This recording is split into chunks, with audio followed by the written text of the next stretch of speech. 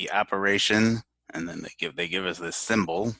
I'll just say circle. So the operation circle is defined for all non-zero numbers a and b by a circle b is equal to a over b minus b over a.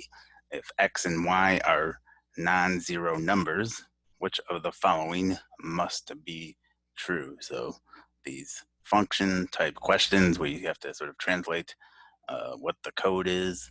I almost always test numbers on these, especially when they have these 3-in-1 type questions, because I find that that is just usually the simplest way. So, but what does that mean? So if they're asking what must be true, if I plug in numbers and I find something that doesn't work, so the left side is not equal to the right side, I can eliminate that answer choice because it does not have to be true.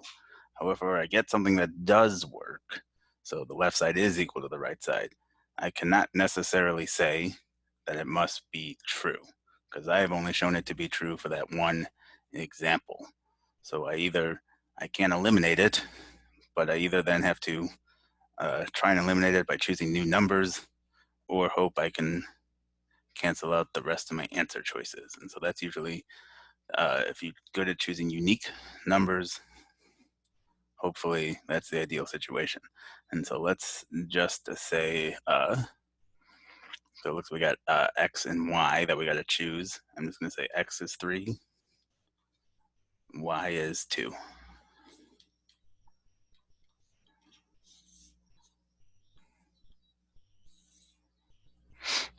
And so that means for our first statement, we have 3 circle 6.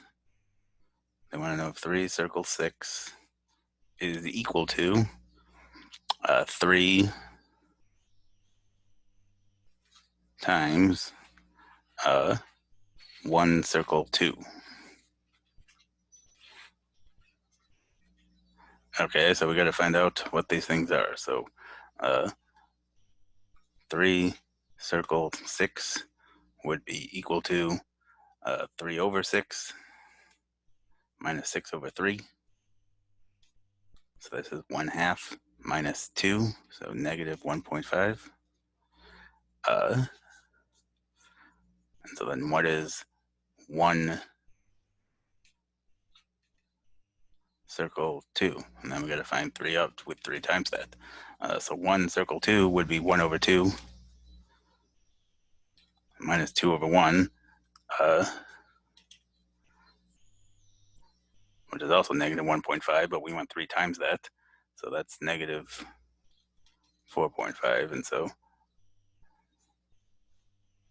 negative 1.5 is not equal to negative 4.5. So we can eliminate our first statement as an option.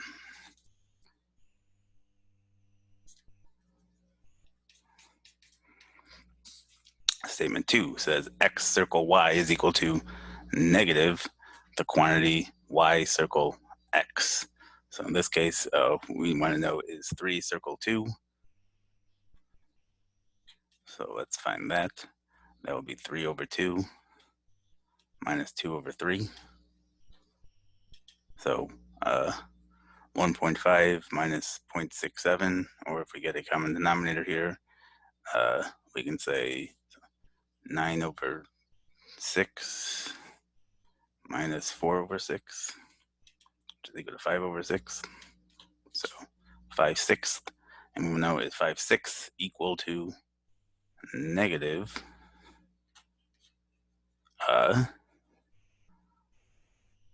2 circle 3.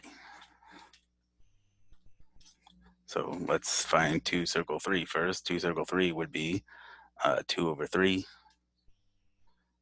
minus 3 over 2.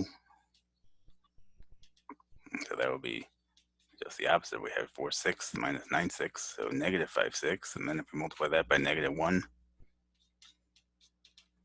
that is 5/6.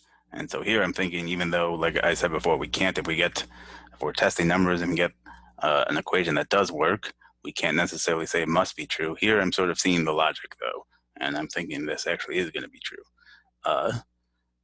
And so I can confidently say B and E are our remaining contenders. Statement 3 says 1 over X star 1 over Y, or not star, circle over 1 over Y is equal to Y circle X. So that would mean 1 over 3 circle 1 over 2 is equal to 2 circle 3. And didn't we find that before? 2 circle 3 was equal to negative 5, 6, right? So we don't have to do that again.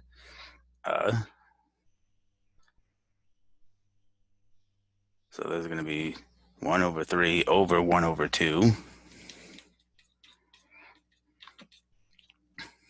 minus 1/2 over 1/3. And so this is going to be 1/3 times 2, so 2/3 minus 3/2, which is also negative 5, 6. So I'm so similar to the second one. It seems like this will always be true just based on the pattern that came out. So I'm thinking E is the answer. And if it wasn't the answer, I would be fine with that because at this point, 3 minutes might have gone by. And so if I can at least narrow it down to 2 and then guess, I'm fine with that. E though.